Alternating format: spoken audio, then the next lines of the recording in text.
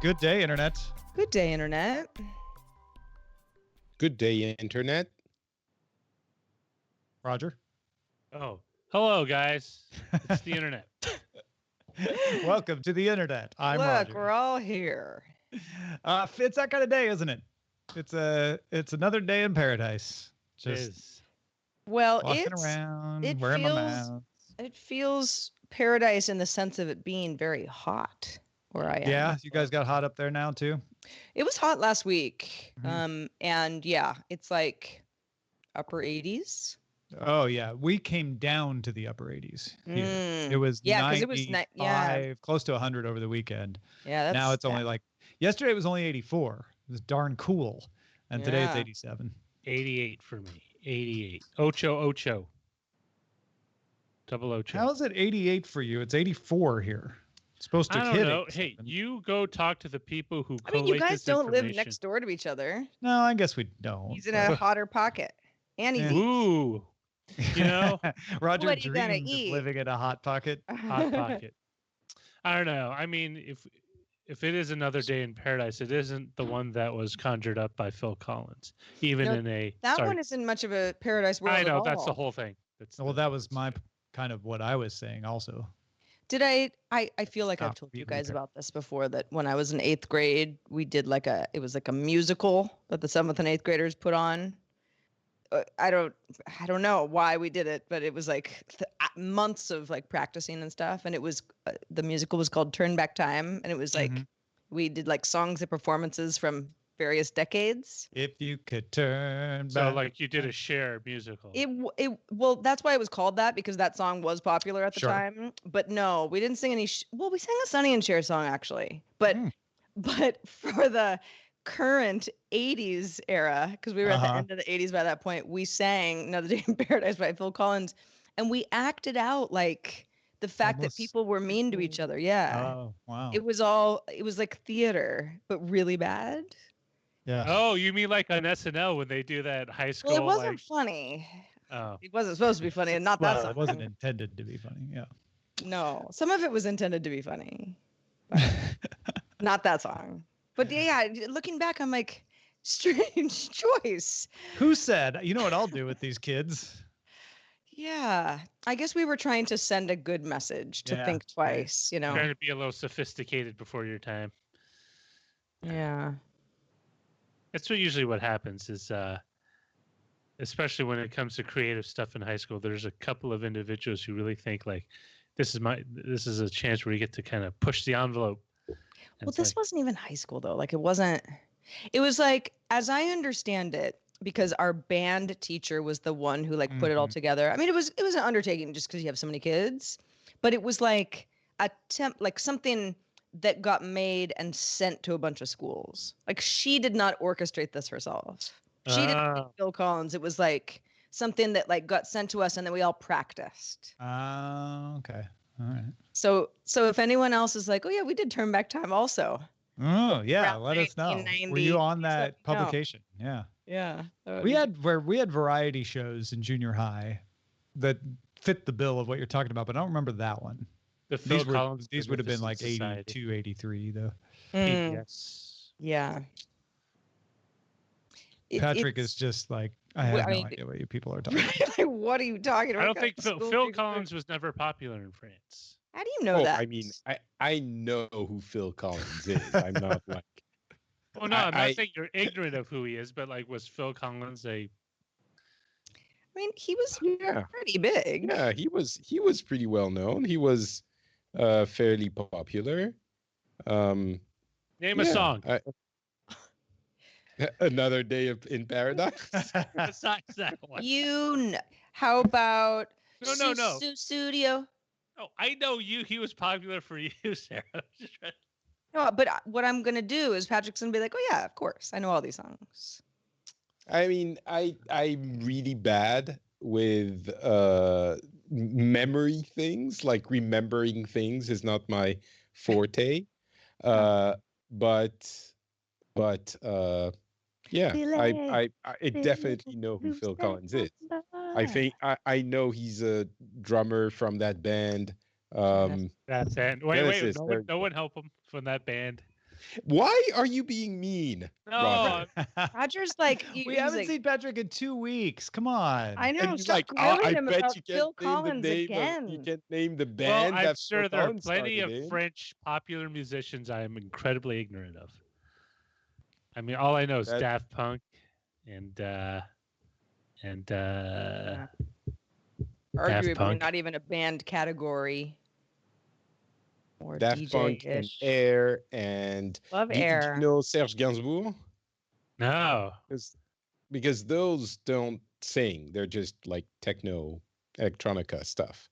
What about a poppy band, like something that's just very, like a top 10 kind of band that would show up in like a charts? You wouldn't know any of them. And honestly, there are very few actually good French bands. There's some pretty good rap, pretty good hip hop. But aside from that, I would probably say there are a handful of really great bands, like rock bands. But yeah.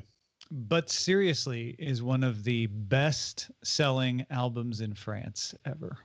But Seriously, who's by the Phill band? Collins. It's by Phill Collins, Roger. Obviously, you don't know Phill Collins. Finally very well. exposing himself as the one of us who doesn't know anything about Phill Collins. Turns out he was using Patrick as some sort of a pawn to get answers.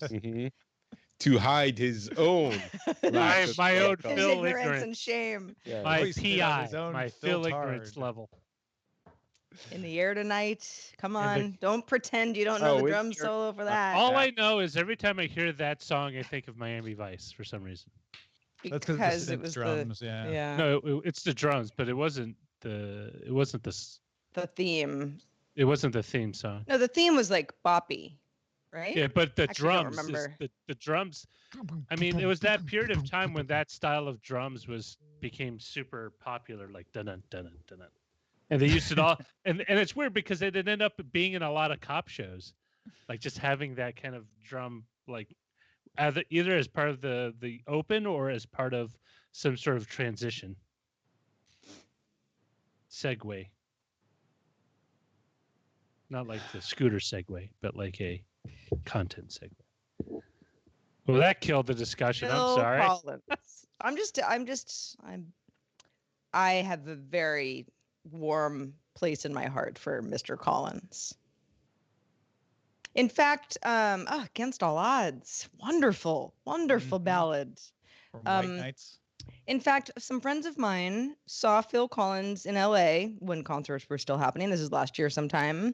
And I guess he had a really bad back injury or something. And so, there wasn't, because he would have been sort of sitting, playing piano, drumming anyway, but he was somewhat immobile, right? Mm-hmm. But had, backup singers and was still singing. And they were like, it was one of the best shows you've ever been to. Because you just, you go and you kind of go like, it'll be nostalgic. This will be interesting. Yeah, and then you're like, I love every song, even the ones that you didn't think you liked them. Yeah, I enjoyed Sussudio tonight. It was such a good show. It's a good song. How you dealing with the whole situation in there, Patrick? We haven't seen you in a couple weeks.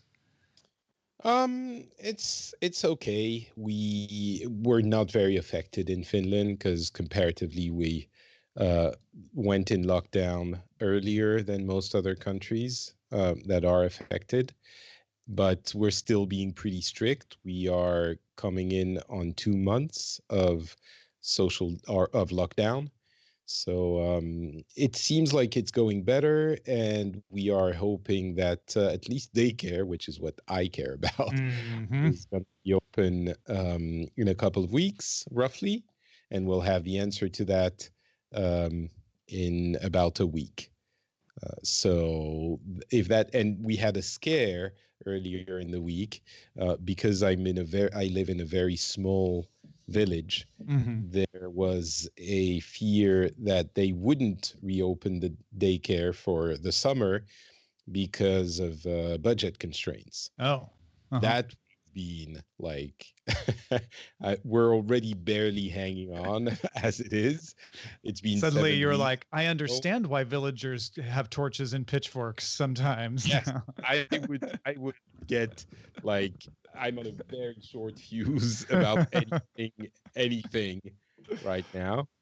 And I mean, yes. And so, but it turns out that there's a bunch of agriculture workers, farm owners, farmers. There you go. That's the word. Farmers. Yeah, farmers.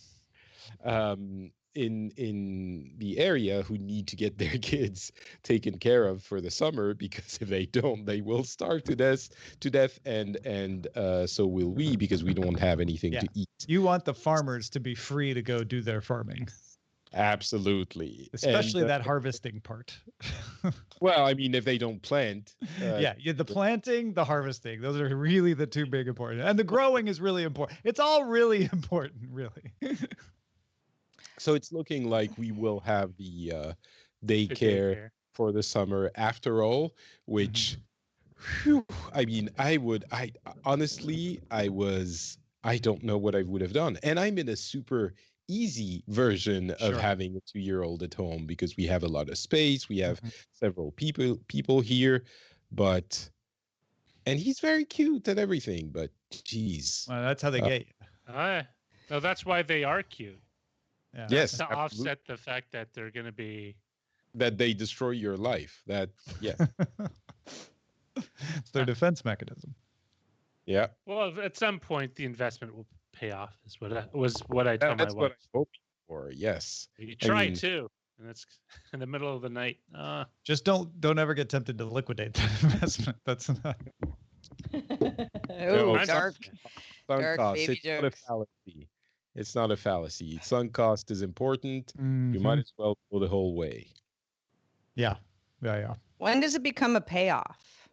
When you're when really you old. Can't take care of yourself. Care of you. That's assuming a lot. I don't. Yeah. I want that for you. Trust me. That's true. It is. It is based on a large number of assumptions. Yes. But so is saving for retirement. It's a risky investment. Listen, yeah. Sarah, don't take that away from me. That's all he's got. So. I know. No, it's. This is what I do when I can't participate. I just tear it down. If you want, I can ship one of them over. I got 2. I can ship one over to you. It's fine. I'm okay.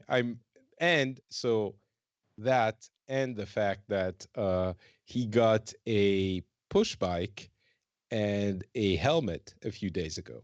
Okay. And he's decided, we were worried that he wouldn't want to wear the helmet.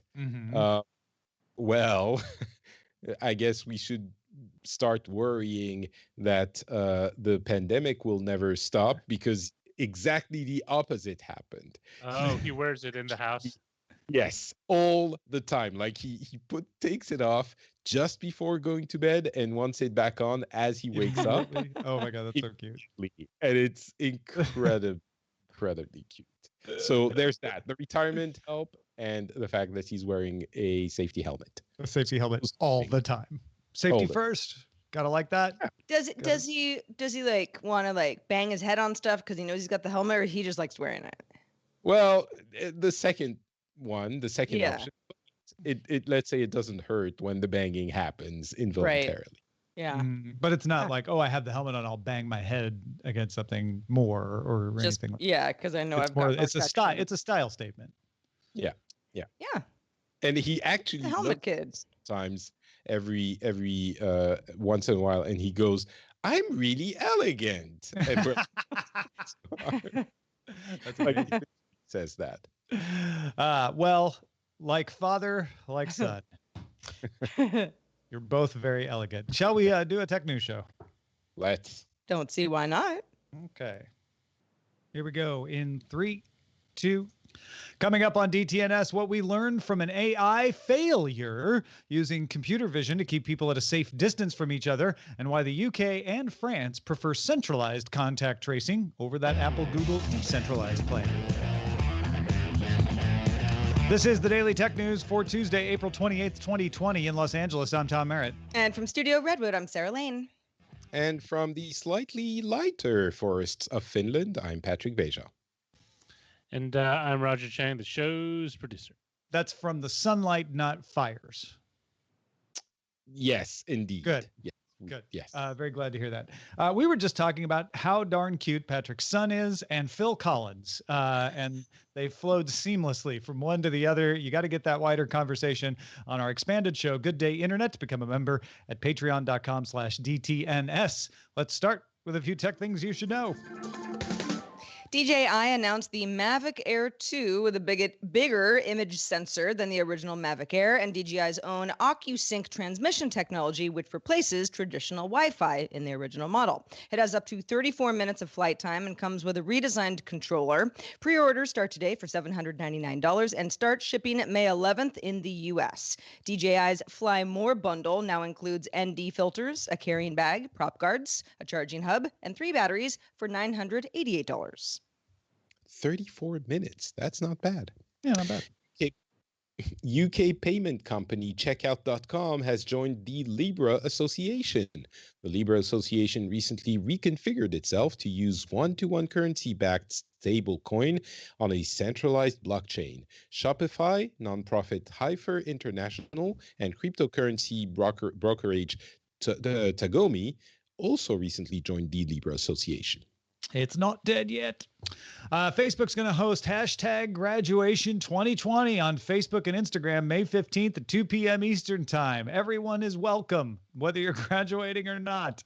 Oprah Winfrey, Nora Lum, a.k.a. Aquafina, Jennifer Garner, Lil Nas X, Simone Biles, and others will address the 2020 graduating class, and Miley Cyrus will perform. Wait, those other people aren't going to, whatever. Event video will be shared on Facebook Watch, and highlights will be shared on Instagram's official account. Graduates can host their own ceremonies in a special virtual graduation hub, which includes custom filters and celebrations in messenger rooms. iHeartRadio is also hosting speeches for the class of 2020 from Jimmy Fallon, Hillary Clinton, John Legend, and more. The NPD Group estimates consumer tech sales in the U.S. rose 23% year over year for the week ending on April 18th. Tech sales happened across work and entertainment. TV sales rose 86%. Computer monitors rose 73%. Soundbars were up 69%. Printers up 61%. PCs up 53%. Streaming TV sales were up 42%. And DVD and Blu-ray players up 27%. The biggest gain was for microphones, because everybody's a podcaster now, up 147%. DVD sales, not VVD. Overall consumer spending across all industries fell 23%. So lots of ups, but a little down. PlayerUnknown Battlegrounds, or PUBG, is free for Stadia Pro users, including a season pass. Stadia Free members can buy PUBG for $29.99 or bundled with a season pass for $39.99. PUBG on Stadia will support crossplay. Google is partnering with EA to bring Star Wars Jedi Fallen Order, Madden NFL, and FIFA to Stadia later this year. And if you all get pro accounts with the current version of Stadia, so you get it for free.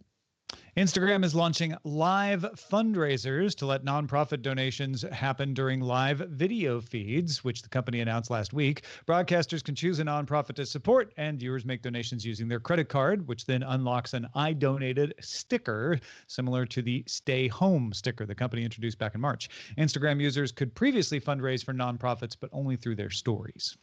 Apple earnings will be announced Thursday. Nobody cares, but that's when they're happening. Ahead of this, Bloomberg reports that Apple's vice president of retail, Deirdre O'Brien, told employees that she expects many more Apple stores will reopen in May. One store in South Korea and several in China are the only Apple stores currently open.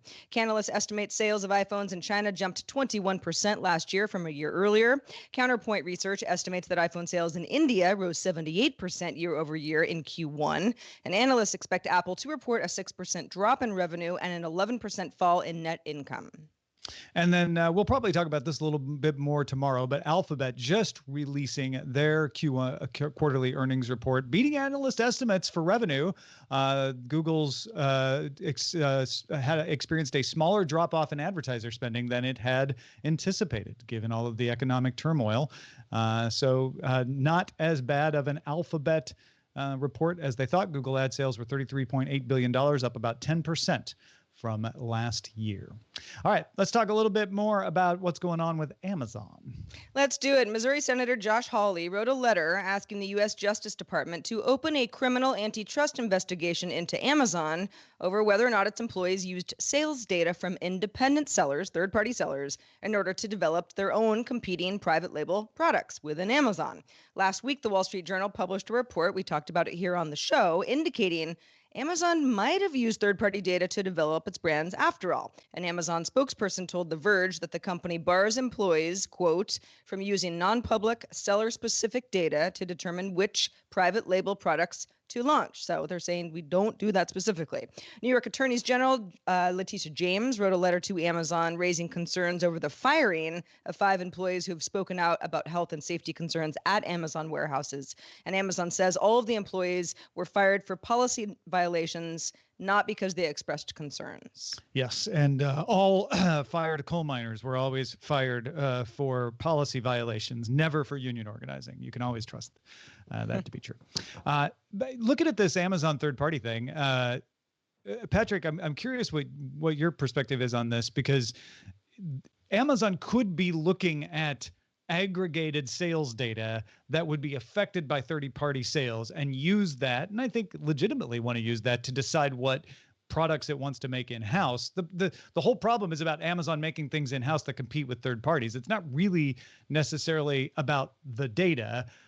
So they could be not lying when they say, oh, we didn't look at individual third-party sales data, and still be able to use their own legitimate data to compete with people on their own platform. Which that would be okay. The big question is, did they look at the data that they have because they're operating Amazon.com? And I wonder how exact the language is here, but they're saying they prohibit employees from using not public data. But what if employees do it anyway? You know, if they have the login or a friend who has access to that kind of data, and they're within the company and they manage to find some kind of report, maybe, you know, it seems like Amazon is legally not saying it didn't happen, but they're saying they have policies in place to instruct people so that it doesn't. But what if, you know, there are many companies where things are not supposed to happen, but they routinely do. So that could be a way that they are still able to say, well, we don't know anything about this, and yet it might still happen. And they might legitimately not want to say it hasn't happened because they haven't, like, they don't want it to come out later that some employee was doing it that they didn't know.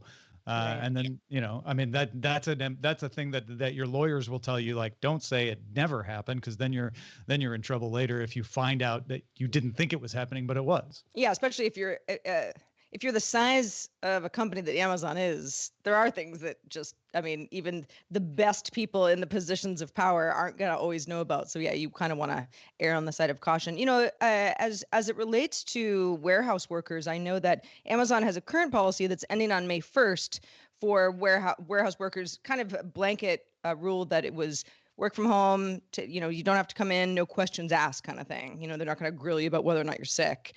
And that Bloomberg had polled a lot of folks, like, are you ready to go back to work? And it doesn't sound like that is necessarily the case for a lot of workers. So it's going to be interesting when some essential work that has to be done in a place that people don't feel safe isn't happening.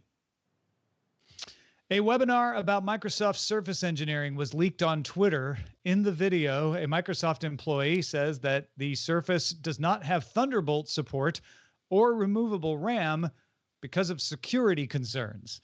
The employee explains that Thunderbolt has direct memory access, which it does, allowing a well-crafted stick to access data stored in memory. And removable RAM can be frozen with liquid nitrogen, which it can, and removed and the data read. Laptops from Dell, Lenovo, and HP, however, all support Thunderbolt. And in fact, Windows 10, made by Microsoft, has built-in kernel-level protection for Thunderbolt 3 that protects against devices using Thunderbolt ports for direct memory access. But in a possibly more controversial story, Microsoft is updating Microsoft Word to highlight 2 spaces after a period as an error by default. Patrick, which of these makes you angrier? I'm made quite frustrated by the second one because it's not, let's say, to me, it is obviously an error because we don't have that styling in French.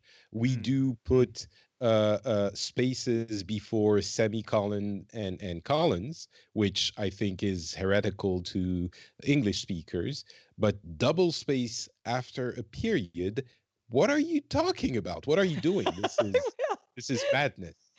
Once upon a time, that was the way you did it. If you were writing something formally, it was double spacing, and it has changed over time.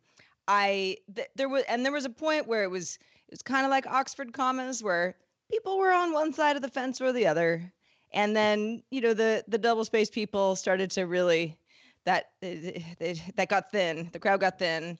And now Microsoft is just like, no one wants that anymore. It's a space you don't need. You're taking up too much space. It's an error. I'm with Microsoft on this one. You can change the default to not show it as an error. But the key piece of information to know when you make up your own mind about this hot issue is the double space after a period was put in place because typewriters had equal spaces for all characters. And because of that, single space after a period didn't always read as an end of a sentence when you were scanning it. So double space made sure that you didn't accidentally think the sentence was still going.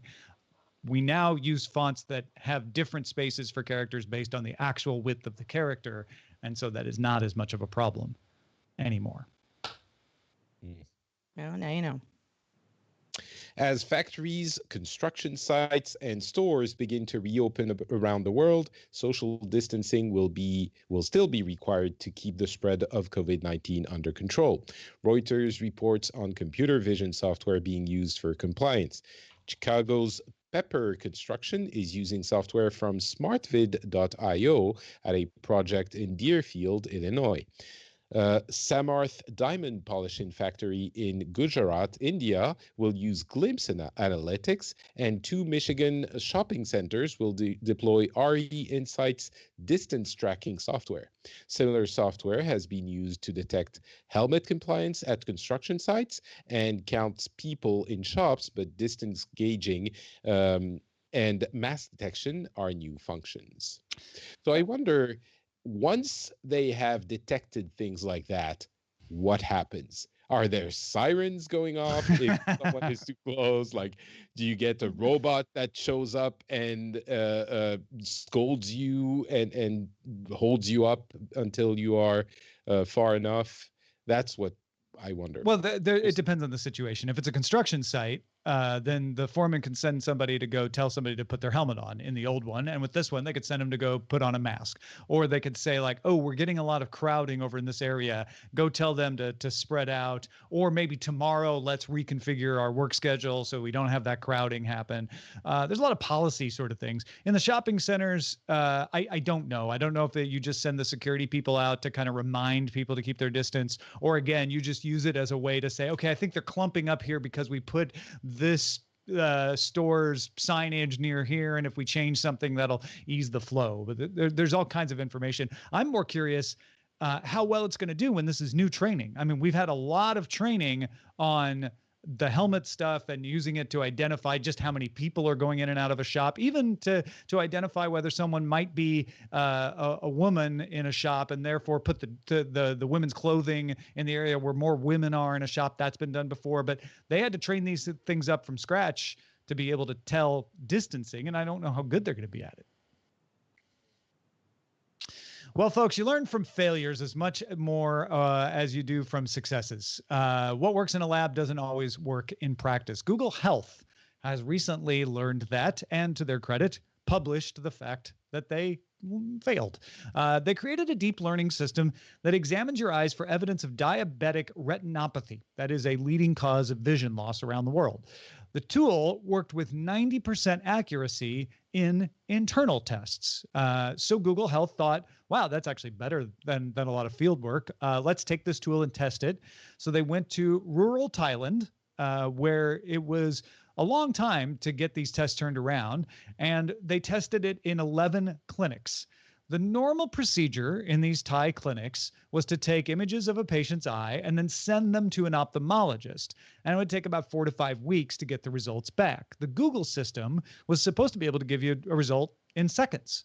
So a person could know right away, and that would increase the number of people they could treat and increase the turnaround of the results. In practice, the machine learning wasn't the problem, but the project ran into a large number of images rejected by the deep learning system because the clinics just weren't doing quality images. They were sometimes a little too dark, or they had something else in the way, or they were obscured, or they weren't taken well. Slow and intermittent internet uploads also actually ended up reducing the number of patients that could be seen, because even though the test might take minutes, it was taking forever to get the image uploaded to the server to get checked.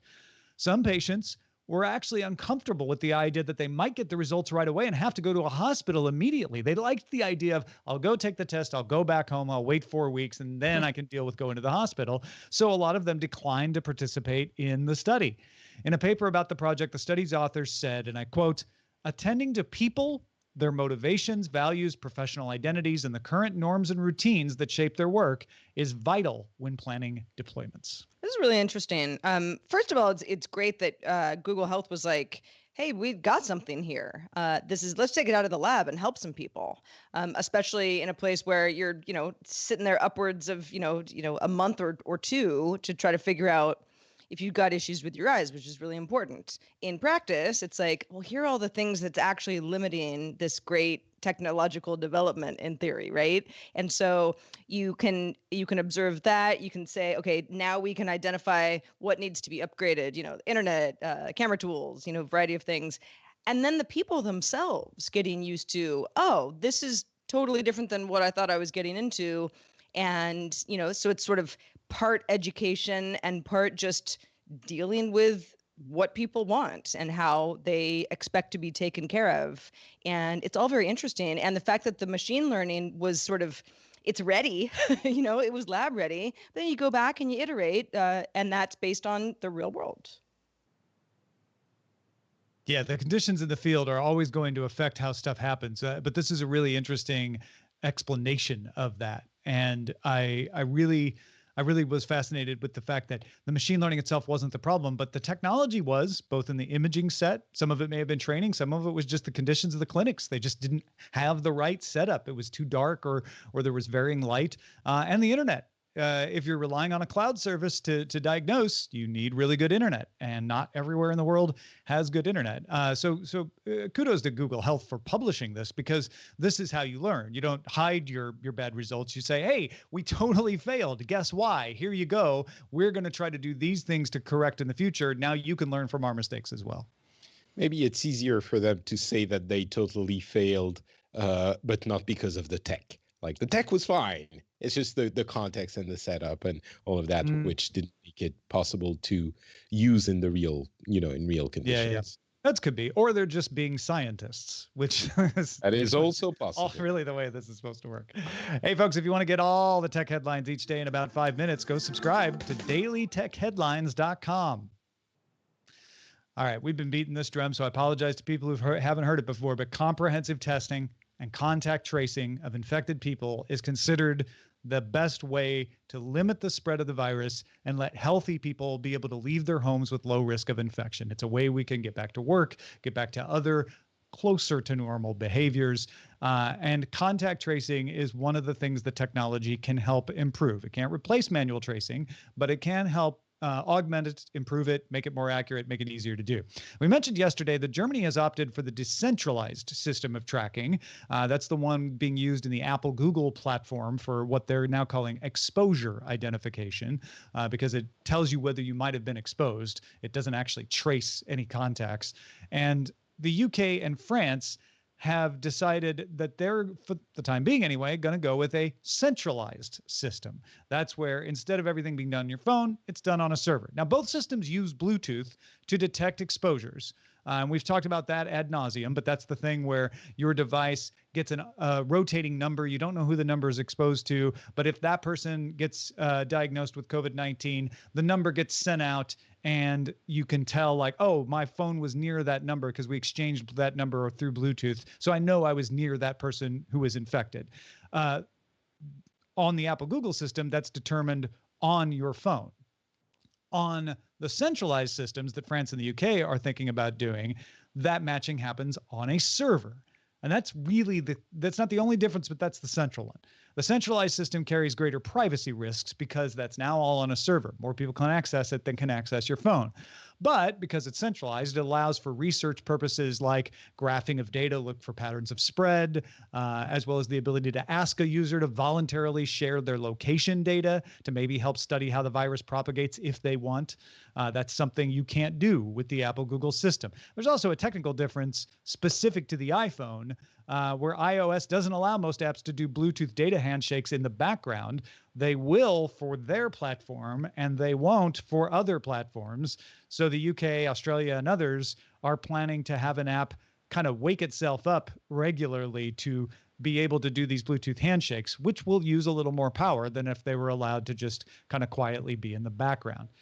So the UK definitely doing this. France, Patrick, is also wanting to do this. What's the angle from there? That is a mystery. There are advantages, as you mentioned, to the more centralized system. Even the decentralized system does have a little bit of centralizations because you have to upload all of the affected, positive tested IDs to a server, which will then be re-downloaded to everyone, and they will check against the ones that they have come in contact with locally. But it seems like, yes, those added benefits of the centralized system, which is still very secure. It's a little bit less secure, but I think that should be mentioned. Anytime we hear centralized, we think, oh, one entity holding all the keys to the kingdom, and so it has to be. It is obviously a little bit more susceptible to bad behavior, but the way they've described it, and they're supposed to have open source applications. Hopefully, I mean, it wouldn't work if they didn't have also open source server programs, and so everything should be checkable open source. So it will be safe and privacy protecting, but France, and it seems the UK, are sort of entering an almost political battle with Apple, because we know, at least it seems to be the consensus in the tech community in France, we know that Apple is not going to cave. And for very defensible reasons. They don't want to open the door to these kinds of exceptions. What they would want in the French government would be for Apple to make an exception and allow this app to use Bluetooth in the background all the time. Of course, the reason this is not available on iOS is to protect users' privacy. And it is very clear that enabling that on apps would endanger the privacy on users, because Bluetooth can do a whole bunch of identifying if it's run in the background. So Apple is very unlikely to cave. So the fact that France is demanding this, which, by the way, even waking itself up in the background, maybe it doesn't nullify the efficiency of the app, but it essentially makes it untrustworthy and almost unusable. Because it's not only going to drain your battery faster, but it probably, when you have to have something do a workaround like that, there's more opportunities for it to glitch, for it to have bugs and go wrong and not work the way it was intended. I imagine that Apple says, yes, we could look at the French app and make sure that it's not doing anything bad and give it special permission to use Bluetooth in the background because we trust it. But then we'd have to do that for the UK. And then we'd have to do it for Australia. And then we'd have to do it for every country on earth that wants that. You know what's easier? Creating a platform where we don't have to get special permissions, where everybody can just use it. That's more efficient. That's very Apple thinking. And that's what they did. But because it doesn't allow for centralization, because like you say, centralized server is fairly safe. Decentralized is safer. It's more safe. And Apple and Google know that the less safe that something is perceived, the less it's going to get adopted. So they're trying to make their platform as safe as possible to encourage adoption, because you need 40, 60%, depending on who you ask, of the populace to adopt this for it to even have a positive effect. And it's not just that. If they make an exception for this app for these countries, what happens next time there's something a little bit different that someone asks an exception for? Then they can say, oh, you did it for France in that context. Well, there's danger here as well. There's, terrorism or even something legitimate that would identify more people. So it's really a mystery what the French government is thinking on that one. We've been scratching our heads, and because again, I really don't think Apple is going to cave. And I really think that the French government is clever enough to know that Apple is probably not going to cave. So I'm not sure what the end goal is there. This is my interpretation. Of course, it could be different. It could not be the case, but I'm not sure what they're trying to achieve. And I guess we'll have the answer to this in a few weeks, maybe days. But there's certainly something that is difficult to resolve here, because again, without that special case from Apple, I don't think the app is going to work very well. There are already challenges to the deployment of these apps, and it seems the German way of saying, all right, we need something that works. We don't have time to argue. Let's just go with the system that is available to us, that everyone agrees is good. By the way, that decentralized system, the way it's described, is also vetted by an independent group of European researchers that designed, as I'm sure you talked about, designed something essentially that was inspired by Apple was inspired by that thing. Apple and Google were inspired by that. There was an MIT project, there was a European project. Like exactly. There are a lot of researchers kind of converged on this same way of doing things. Is like, yes, this is the best balance of getting the tracing done while protecting privacy the most. Right. So it's not like Germany is going with this one as it's going to be crap, but we don't have a choice. It's still a pretty solid system according to everyone who's worked on it. So yeah. I don't know. Maybe in the end, France will relent and will have to go with the existing system, and will be able to hold it over Apple's head saying, you refused to help us. But I don't know.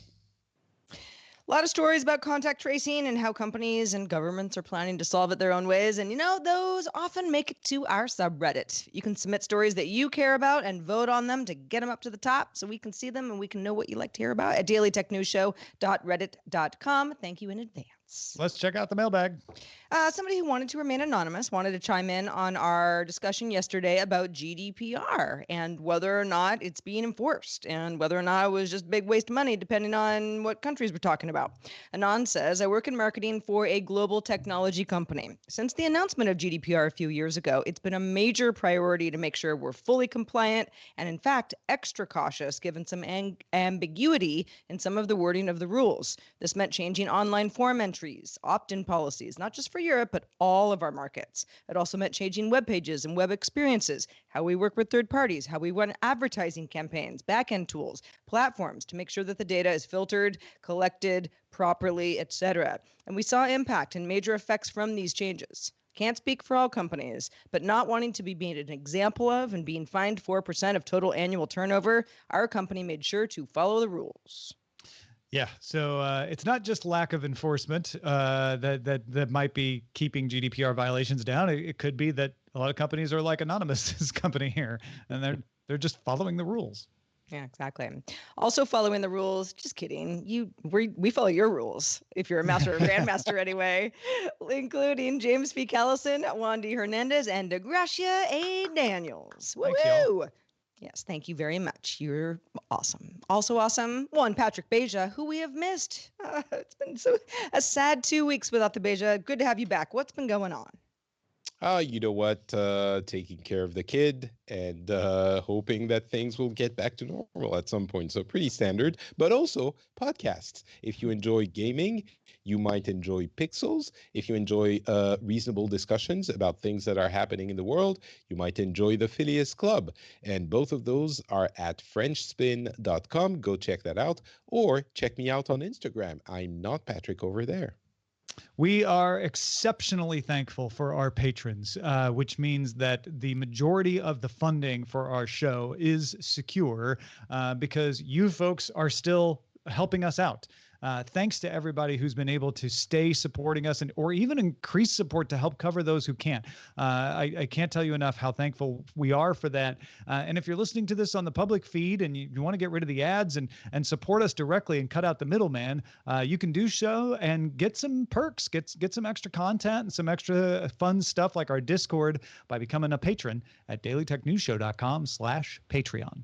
Our email address is feedback@dailytechnewsshow.com, and we love getting your feedback, so keep it coming. Also, we are live. Join us. You can start tomorrow, Monday through Friday, 4:30 p.m. Eastern, 20:30 UTC, and you can find out more at dailytechnewsshow.com/live. Back tomorrow with Scott Johnson. Talk to you then. This show is part of the Frog Pants Network. Get more at frogpants.com. Diamond Club hopes you have enjoyed this program.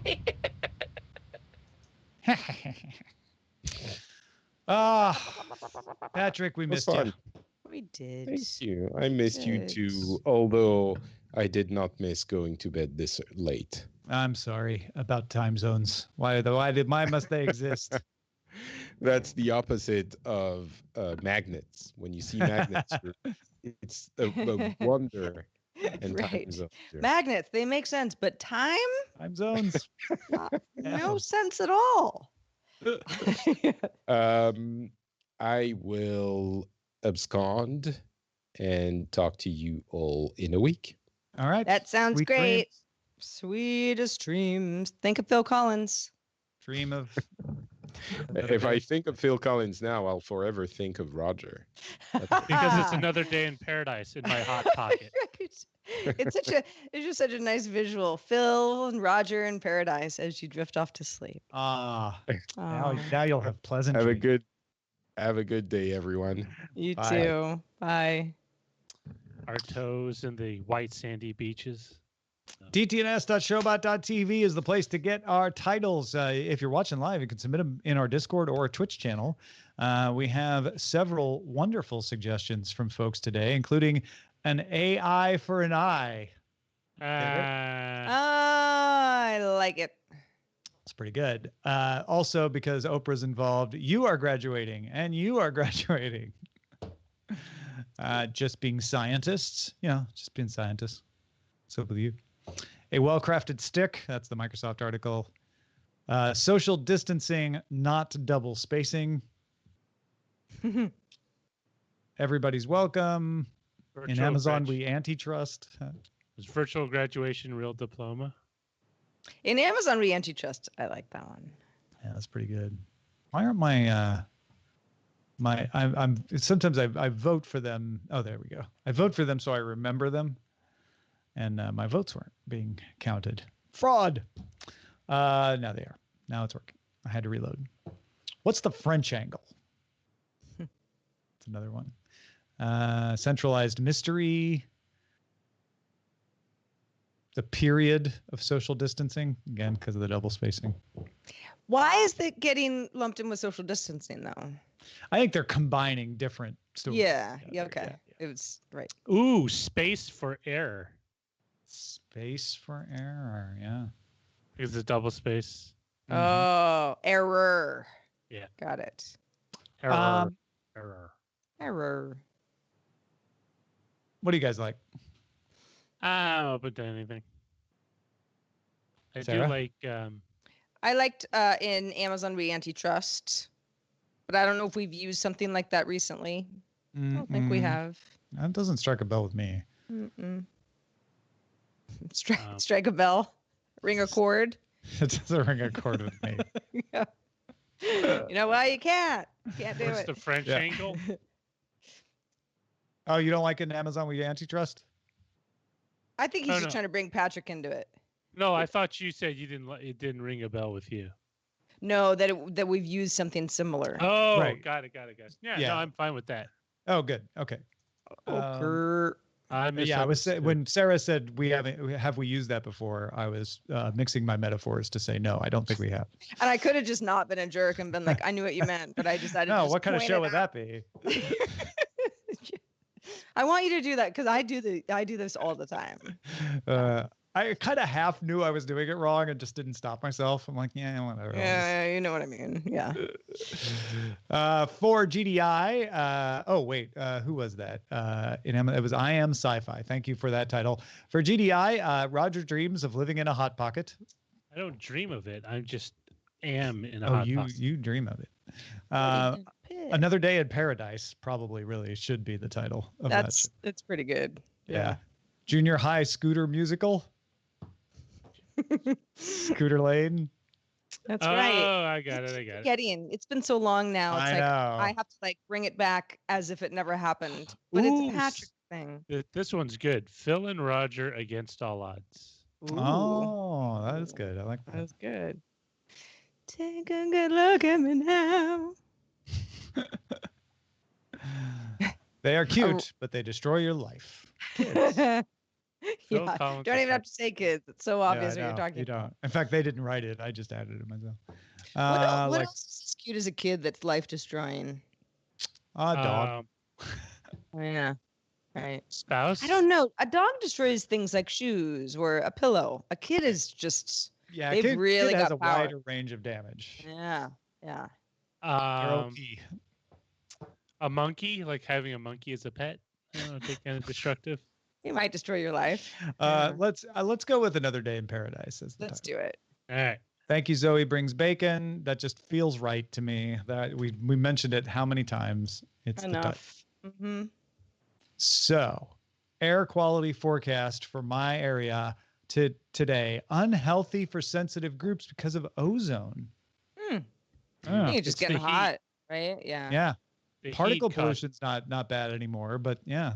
I guess the heat causes any exhaust at ground level to convert into ozone or something. Well, and it's not even just that. It's also factories are still going, so I think there may be more ozone coming from that sort of thing. Also, I read an article that a lot of times car exhaust reduces ozone at certain points in the day for various reasons. And so not having a commute means ozone isn't pushed out as much. Oh, because all When the you cars say are just, reduces ozone, don't we want the ozone layer? yes, We but you don't want we want it ozone up there, though. We don't want it down here I see. Okay. because it can be unhealthy to be breathing ozone too much. Got it. Yeah. Huh. You just can't win. I know. No, you do everything right, and then you're forced to stop driving, and you think, "Oh, it's so nice out there," and then you can't win then either. I know. So ozone isn't directly emitted from automobiles, but the unstable compound is formed in the atmosphere through a complex set of chemical reactions involving hydrocarbons, oxides of nitrogen, and sunlight. Got it.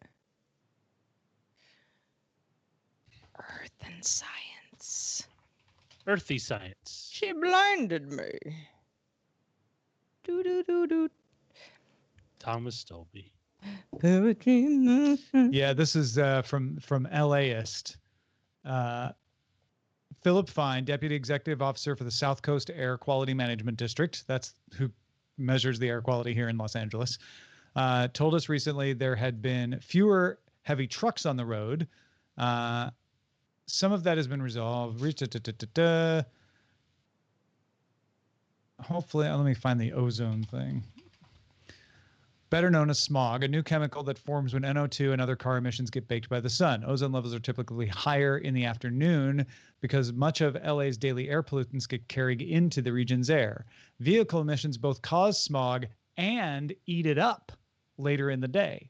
The end result is that ozone levels typically decrease in the evening, but because our typical routine for emitting NO2 has fundamentally changed, the smog that forms over the area is lingering in the air longer, meaning those areas are seeing noticeably higher ozone levels in the hours between 6 p.m. and midnight. So even though we have fewer cars on the road, there's enough ozone being made, and there's not enough traffic to eat it up. We need ozone bots. Just eating up ozone. Just like little ozone Pac-Men going around, eating up all the ozone. That would be a great sort of, mid to low orbit something, Satellites can do it. Yeah, but you need it at ground level.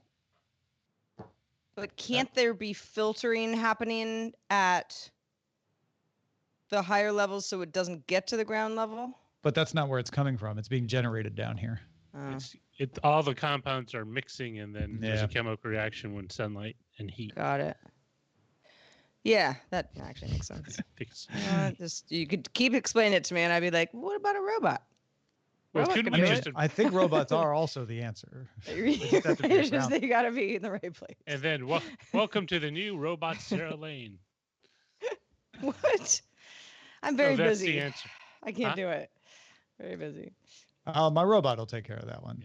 Yeah, my robot will. Otis says, "I'll do it. I love to run." So, this is interesting because in the comics, Superman had an army of robots that would fill in for him when he couldn't be somewhere. Really? Oh, right. I remember that. I didn't know. Couldn't we just have like, hey, I can't do the show today, but my robot's available? It'll just be just like you, except probably the range of responses will be a little more limited. Like,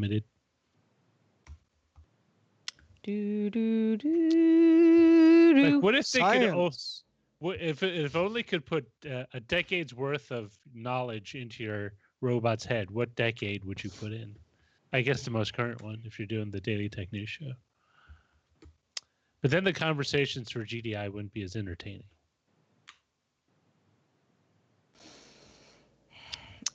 Oh my goodness. Yeah, you just can't win. Yeah. It's always a trade-off. Never fight City Hall, or you can never. What was that? What was the aphorism? I don't know. You can't fight City Hall and win, or I don't know. Just one of those things. Besides death and taxes.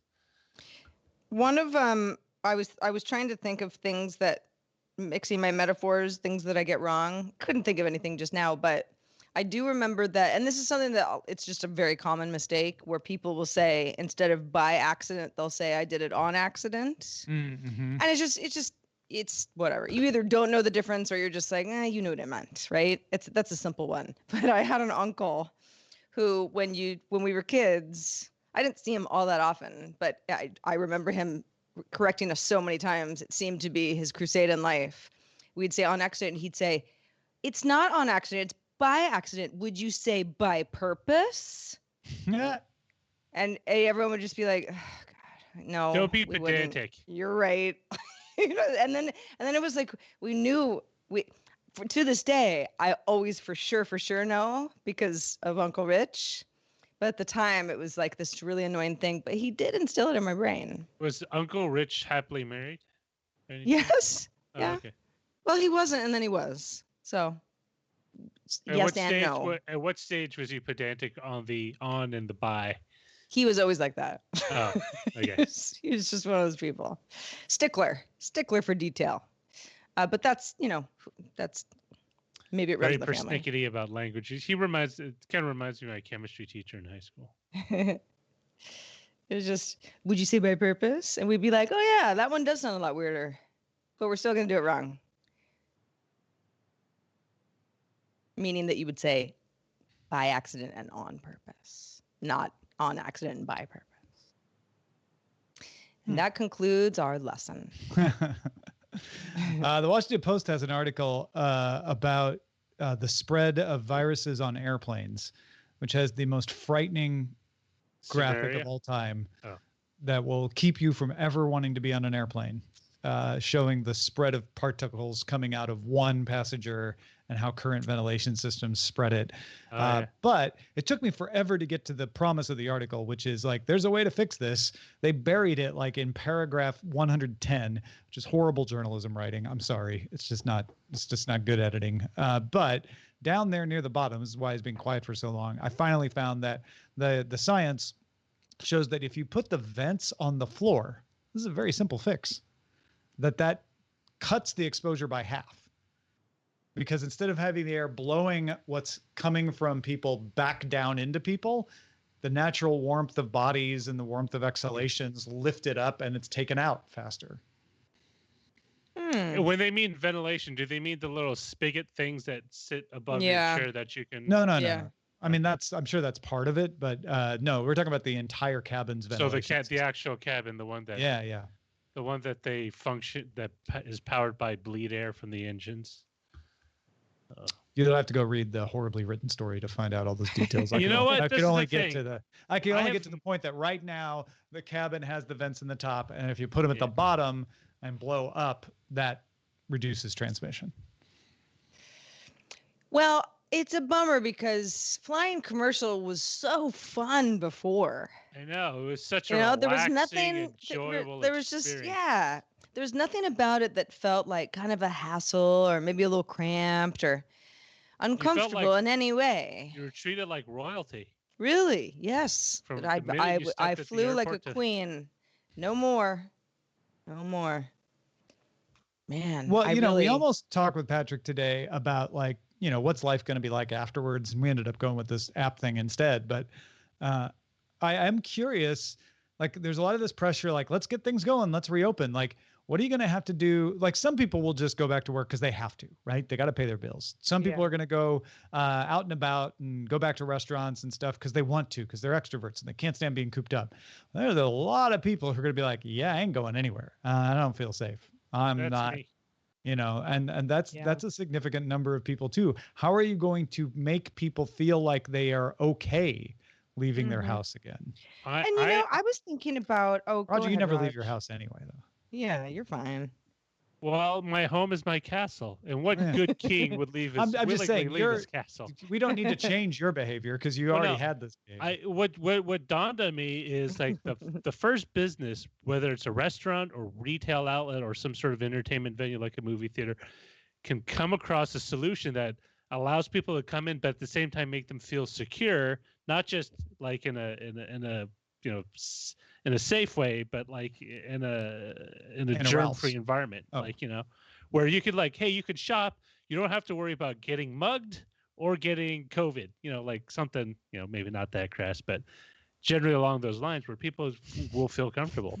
I don't know about the mugged thing. I think that confuses the issue, but yeah, I get what you're saying. I get what you're saying, which is like, if I'm like, oh, I love shopping at this place because the isolation is easy. And I feel like I'm not going to catch anything, but I don't have to think hard about it. That's the thing. People don't want to have to be constantly on guard while they're shopping. That's no fun. Mm-hmm. I wonder if it'll be like we go back to what do they call those? The stores where you filled out the little coupon or invoice and you gave it to them and they went in the back and picked up everything for you. Best was like that. Oh, yeah. The general store kind of feel. Yeah. Where a majority of it would just people ordering online. I mean, that's what Best Buy's doing right now. It's curbside. You tell them what you want, they go in and get it and bring it out to you. But they redesigned a store, so there really is no floor space. It's just, come on, drive on in, we'll load it up. See you later. I mean, obviously, at some point we get a vaccine or a cure, and then the social distancing becomes less of a concern, and then we can go back closer to normal. But until then, that's what I'm talking about. A couple of people who work for different large companies, the kind of companies that have headquarters in various major cities. There are already sort of rumblings of not that, because everyone had to stay home for this amount of time, the company just doesn't need offices anymore. But the company is thinking very seriously about closing the offices where the property taxes or the mortgages or whatever were super high. for example, a city like San Francisco, which is well known for being ridiculously expensive, particularly for the tech industry, but just the fact that, prices have risen for everybody because, they've risen for, a certain sector in particular, which I was like, yeah, that makes perfect sense. I wonder how much, that's just going to happen, right? When as a company goes, we actually we can save some money by redesigning, how this all works, or like I believe it was Google, right? That said, we're not going to have people back in the office until at least June, but even then, even then it's going to be more of like, we're going to have to stagger our shifts and we're not just all going back on Monday morning, like nothing happened kind of thing. That's also, bringing down the cost and making people rethink, okay, where do we go? Where are we going? What are we paying for? It's going to be like I think what's going to happen is you're going to see this kind of ping pong where people swing like, hey, we could totally go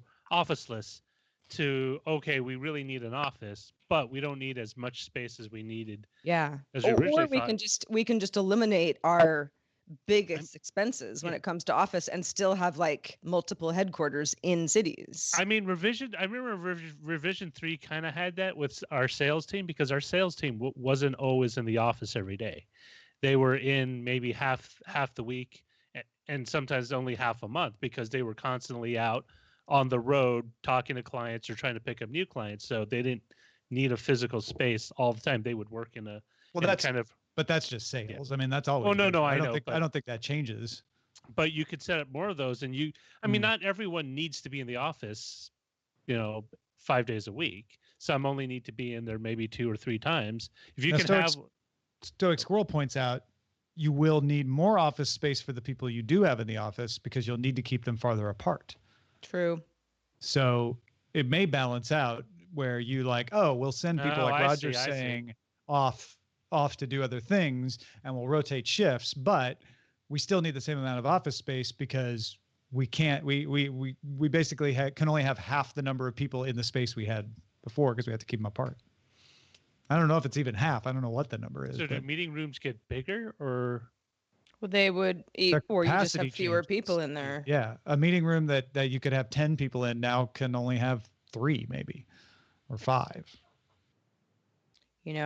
I have never been a fan of the meeting room. I don't really like meetings all that much either, but meeting rooms it depends on where you are.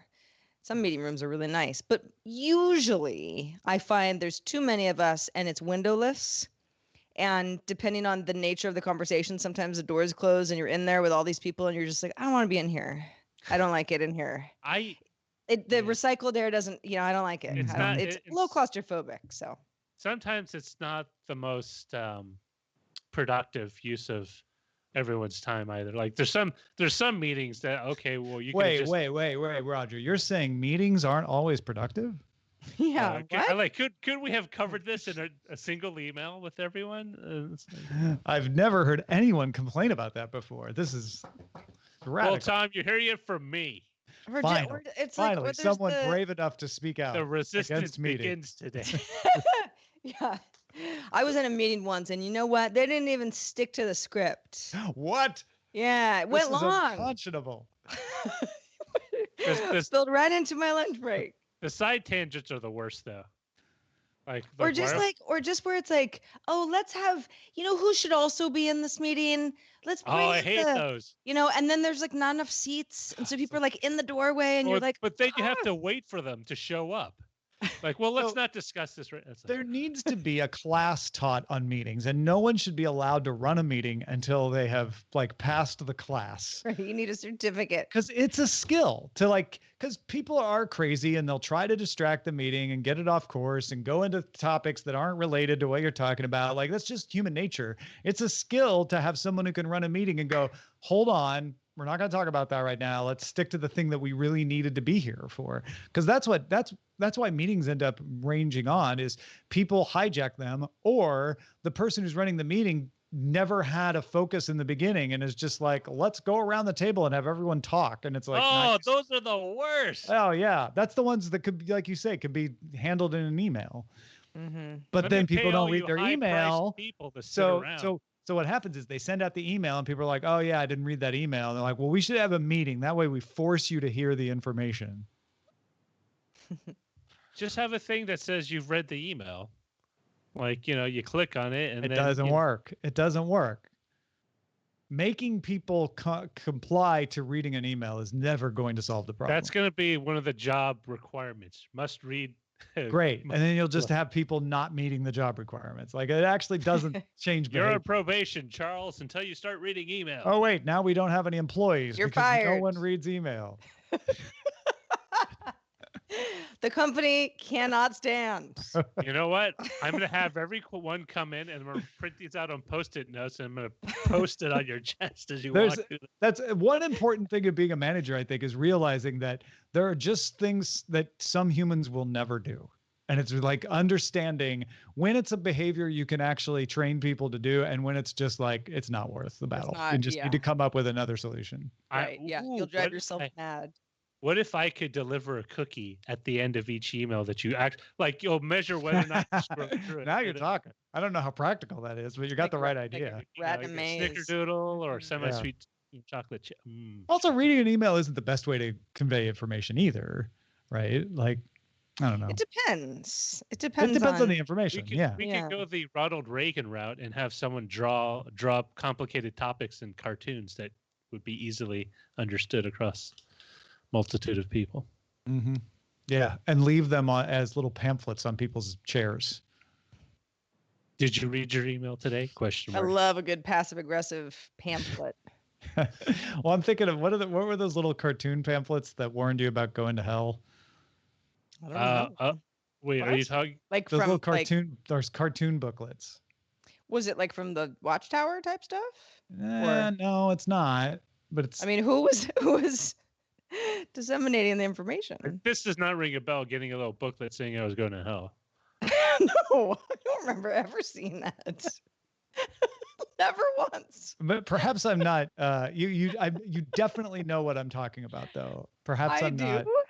Yeah. Is this something I'm not like sure the Boy that they Scouts? reached me. They were little cartoon pamphlets, and they would look like they would look like they were just a regular cartoon about playing Dungeons and Dragons. But then when you read into them, it turned out that the people playing Dungeons and Dragons are now joining a satanic cult, and But there this was is a the church danger. behind it. No, Yeah, there must have been. chick tracts. That's what they were called. Chick tracts. Chick Short evangelical gospel tracts. I never got one of those. No, I've never heard of this. What? Oh, chick. How do you spell like chick? Like a baby chicken. Oh, Chick Publications had its headquarters in Rancho Cucamonga and a mailing address in Ontario, California. Well, not a Midwestern thing. Southern I Cal. have never got. Maybe it's because I lived in Northern California for so long, but I have never seen one of these. I have not. I can't believe you've never run across chick tracts. If I have, it is not in my memory bank anymore. But I don't think so. They were very popular in the 90s. They were everywhere. I missed out around. on a piece of Americana. A California for Californiana, even. Californiana. Dream of Californiana. Well, it's where where Reagan's conservative movement started. Well, Reagan was from California. Yes, that's true. Well, no, but like the whole thing that. So some of the names of the. Whoa, some of these are cartoon really books. well drawn. I can't believe I got to introduce you to chick tracts. They are. I am impressed, Tom. You've introduced me to something I've never heard of. No, yeah, you've done it again, Merritt. Some of these people look like they were inspired by television characters, like some of the characters. They were trying to get you to pick it up and read it because it looked like a cool cartoon. So yeah. Hey Debbie, Marcy's on the phone. I don't know though. It's like, of course, it depends on the kid or whoever's reading it. But it's like, if it were me, just knowing what I had been taught in my own family, I'd be like, Mom, look at this. Like, I never would be like, maybe the cookie is evil. Wow. I would be like, this isn't right. There's no way as a kid I would have been like, I guess I shouldn't play D&D. Whoa, this D&D one is crazy. The intense occult training through D&D prepared Debbie to accept the invitation to enter a witch's coven. Yeah, that's the famous one. That's the most I famous thought that said witch's oven. It's like, you know, that's a Hansel. That's Hansel and Gretel. That's a whole different. Right, she does that too. Yeah, bad, horrible. Wow. So all those years I wasted playing D&D, and I totally missed out. You never got invited into the coven? No invites. In fact, it was quite the opposite. Yeah. Well, we thank everybody for faithfully supporting us at twitch.tv/gooddayinternet. Stooksberry subscribed with Prime. Oat Grunin subscribed with Prime. Satellite Guy 1 with Prime. Paygeld, back on my giving Bezos money streak, subscribed for 7 months with Prime. My Fault Geek with Prime. Aussie Mike, 7 months at Tier 1. Happy to help. Thank you, Aussie Mike, very much. We got bits from Zoe Brings Bacon, O'Crago, C-Spawn, Beatmaster 80, and of course, 4 months with Prime. Standing by with Bezos Bucks was Killbot 556. Thank you all. Thank you all for being with us today. Twitch.tv/gooddayinternet is where you can watch us live pretty much every day at about 4:15 p.m. Eastern time. And you can also get Good Day Internet delivered to you, hand-delivered, white glove service, put in your RSS reader if you become a Patreon at patreon.com/DTNS. Until tomorrow, have a good day. Have a good day.